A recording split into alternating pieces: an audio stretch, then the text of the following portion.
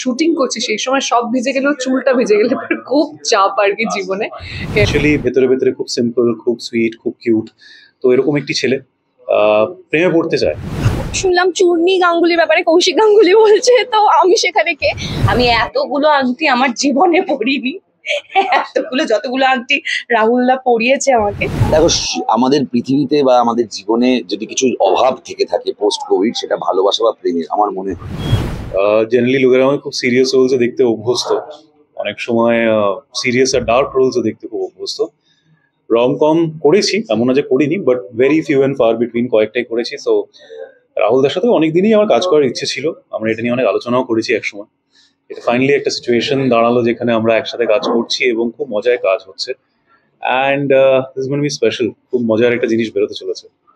আমার চরিত্রের নাম হচ্ছে উজান। উজান একটি kind of movie boy next ডোর। আমরা বাঙালিদের মধ্যে অনেকে দেখি না যারা একটু মানে খুব স্টাইলিশ হওয়ার চেষ্টা করে, কিন্তু অ্যাকচুয়ালি ভেতরে ভেতরে খুব সিম্পল, খুব সুইট, খুব কিউট। তো এরকম একটি ছেলে প্রেমে পড়তে চায়। প্রেমে পড়তে চায়, কিন্তু তার এখন নিয়ম হচ্ছে যে এতগুলো প্রেম করার পরে ওর একটা সিনেমাটিক কিছু চাই, যেটার মধ্যে ও নিজেকে খুঁজে পেতে পারে। তো এটাই ওর অভিযান, এটাই ওর অ্যাডভেঞ্চার এই পার্টিকুলার সিরিজটার মধ্যে। এটাই তো হলো ইন্টারেস্টের বিষয়, যে সত্যি কি পুরোপুরি প্রেম হবে, নাকি খানিকটা জায়গায় রয়ে যাবে, নাকি প্রেমটা কিরকম, প্রেমটা কি কমপ্লিট টাইপের প্রেম, নাকি প্রেমে পড়ার এবং নিজেকে ডিসকভার করা। এটাই হচ্ছে খানিকটা প্রেমের মতনের ইউএসপি। আমি তো সেটাই বলবো। মানে এখনো অব্দি বেঁচে আছি, মরে যাচ্ছি না, বিকজ আমরা দিনে অলমোস্ট 20-25টা করে সিন করি, very hectic. But I have to say কি রাহুল মুখার্জির টিম, মানে আমি কলকাতায় খুব একটা কাজ করিনি, এটা আমার 3-4 নম্বর কাজ। আমি এতটা মজা কোনো টিমে পাইনি কাজ করে, so that way it's pretty happy. এইখানে তো খুব কম কাজ করা হয় মুম্বাইতে, মানে এইখানে কাজ করে, এই কাজটা বিশেষ করে করার কি কারণ? এবং খুব সিলেক্টিভ বলে কম কাজ, নাকি আসলে মানে অফার কম আসে, কোনটা কারণ? দেখো, সিলেক্টিভ বলবো, মানে আমি সবকিছুতে হ্যাঁ বলি না, অফার একটু কমই আসে। কারণ আমার মনে হয় এখানে একটা ধারণা আছে, এটা আমি জানি না কেন আছে, যে বাইরে কাজ করলে আর লোকে এখানে কাজ করে না। তো এটা মানে আমি রিসেন্টলি শুনলাম চূর্ণী গাঙ্গুলির ব্যাপারে কৌশিক গাঙ্গুলি বলছে, তো আমি সেখানে কে? তো ওটা তো একটা আছে।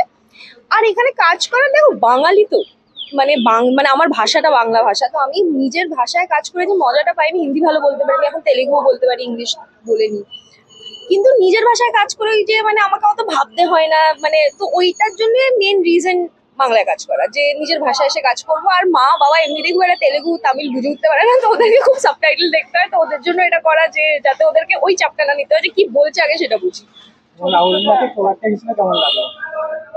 রাহুলকে কোয়াক্টার হিসেবে খুব ভালো লেগেছে, খুব সেন্সিবল একটা ছেলে, আর খুব ওয়েল ভার্সড, ওয়েল রেড। মানে ওর সাথে আমার কথা বলে খুব ভালো লাগে, কারণ ওর সাথে সিনেমা থেকে শুরু করে চরিত্র থেকে শুরু করে সবকিছু নিয়ে কথা বলতে পারা যায়। তো সেই দিক থেকে আমি বলবো is a very good co-actor. Also আমার যদি মানে খুব মাথা গরম হয়, তাহলে আমি ওকে দাঁড় করি, ওকেই অনেক কিছু বলে দিই, তো দ্যাট ওয়ে ইজ গ্রেট। তোমার চরিত্রটা একটু কেমন যদি বলো, মানে নেক্সট মানে কিরকম? দেখো, চরিত্রটা টু বি ভেরি অনেস্ট আমার মনে হয় আজকে খুব একটা ইউনিক বা ডিফারেন্ট কিছুই না। আজকের দিনে খুব রিলেটেবল একটা মহিলা, আমার কাছে ওটাই বরং চ্যালেঞ্জিং ছিল করাটা, যে কতটা রিলেটেবল আমি ওকে দেখাতে পারি, যে তোমারও দেখে যাতে মনে হয় যে হ্যাঁ এটা তো আমার সাথেও হচ্ছে, তোমারও দেখে মনে হয়, বা ছেলেরাও যাতে দেখে মনে করুন যে হ্যাঁ আমাদের ওরকম প্রেমিকারা আছে বা বন্ধুরা আছে যাদের সাথে এই যা যা ঘটছে সেগুলো ঘটে। তো সেখান থেকে আমার কাছে এটাই ছিল যে একটা চরিত্র, যেটা আমরা মানে এরকম চরিত্রকে আমরা জানি, এদের ব্যাপারে জানি, শুনি, দেখি, বন্ধু বান্ধব আছে, আমরা নিজেরাও হয়তো, তো ওরকম একটা চরিত্রের কতটা রিলেটেবল আমি দেখাতে পারি। So that was the challenge, and it's been good right. মানে আমার ডিরেক্টর বলতে আমি কেমন কাজ করেছি। এই সিরিজে আমি একজন সাইকিয়াট্রিস্টের রোল করছি, একজন থেরাপিস্ট, যে নিজের অনেক পুরনো সমস্ত কানেকশনস তার সামনে চলে আসছে, এবং এখানে একটা টুইস্ট রয়েছে এই চরিত্রে। সেই টুইস্টটা আমি বললে পরে রাহুল আমাকে খুব বকবে, সেই জন্য বলতে পারছি না। হ্যাঁ, দুজন রাহুল রয়েছে। এক রাহুলের সঙ্গে আমার কোনো সিন এখানে নেই, আর এক রাহুল ক্যামেরার পেছনে। রাহুলের সঙ্গে এর আগে আমি যখন কাজ করেছি সেটা আমি অ্যাঙ্কার হিসেবে কাজ করেছি।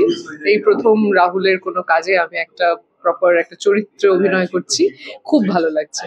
He is very clear. Shooting এর মধ্যে মজার অভিজ্ঞতা এটা যে আমরা প্রচন্ড বৃষ্টির মধ্যে শুট করছি, এই যেখানে রয়েছি একটা ক্যাফে, যোধপুর পার্কে কোলাব ক্যাফেতে আমরা আজকের যেরকম শুটটা চলছে। তো আমার যে জোনটা সেটা একটা সিটিং এরিয়া, যেটা বাইরে রয়েছে, which is an outdoor space, এবং সেটাকে যেভাবে বাঁচিয়ে কাজ করা হচ্ছে, ওপরে একটা চাঁদোয়া মতন লাগানো হয়েছে, তার উপরে বৃষ্টির জল জমে যাচ্ছে, আমরা কোনোরকম ভাবে নিজেদেরকে বাঁচিয়ে মানে যাতে ভিজে না যাই।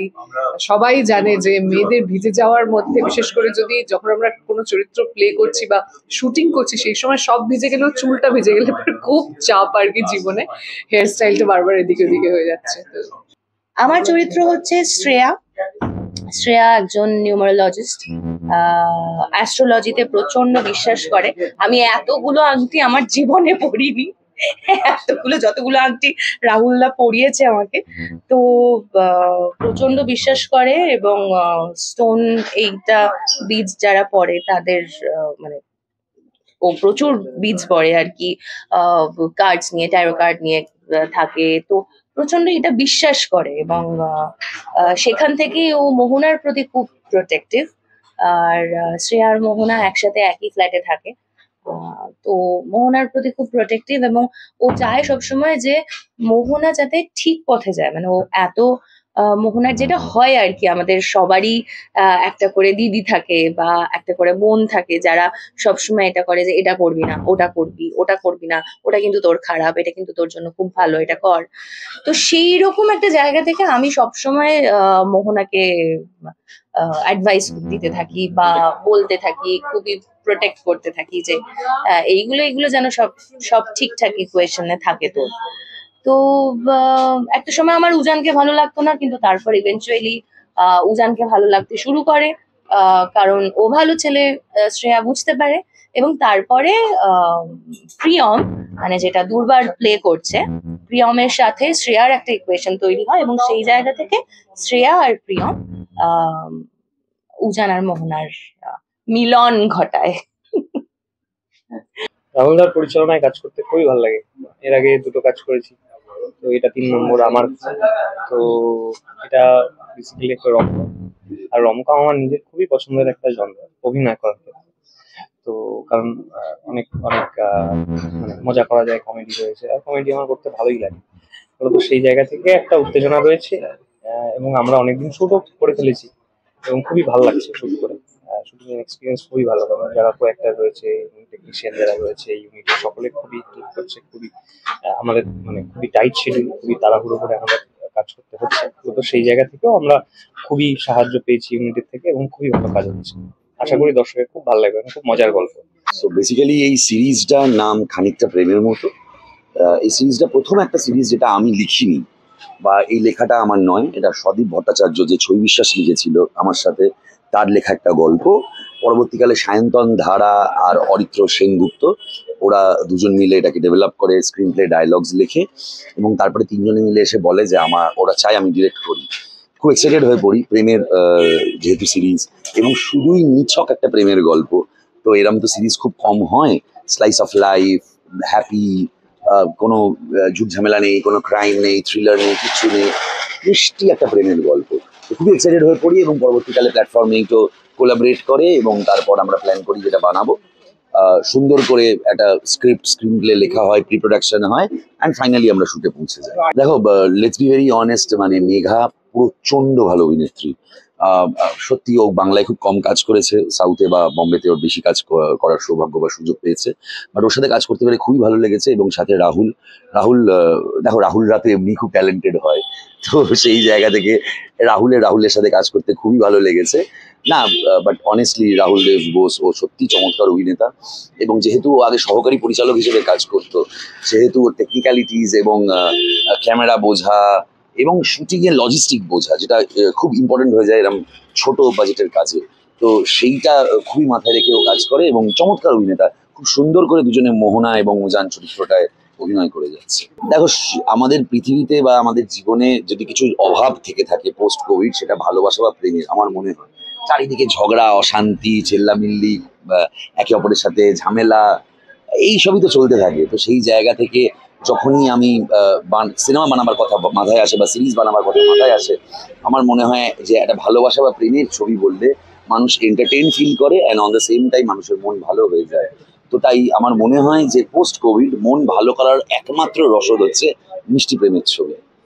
দেখো যদি সবকিছু ঠিকঠাক যায় প্ল্যাটফর্ম 8-এর যেটুকু কথাবার্তা হয়েছে পুজোর আগেই তোমরা খানিকটা প্রেমের মতো দেখতে পারবে প্ল্যাটফর্ম 8। বিনোদন জগতের সব খবরাখবর সবার আগে পেতে সাবস্ক্রাইব করুন বিনোদন চিত্র ইউটিউব চ্যানেল আর পাশে থাকা বেল বাটনটি ক্লিক করতে ভুলবেন না।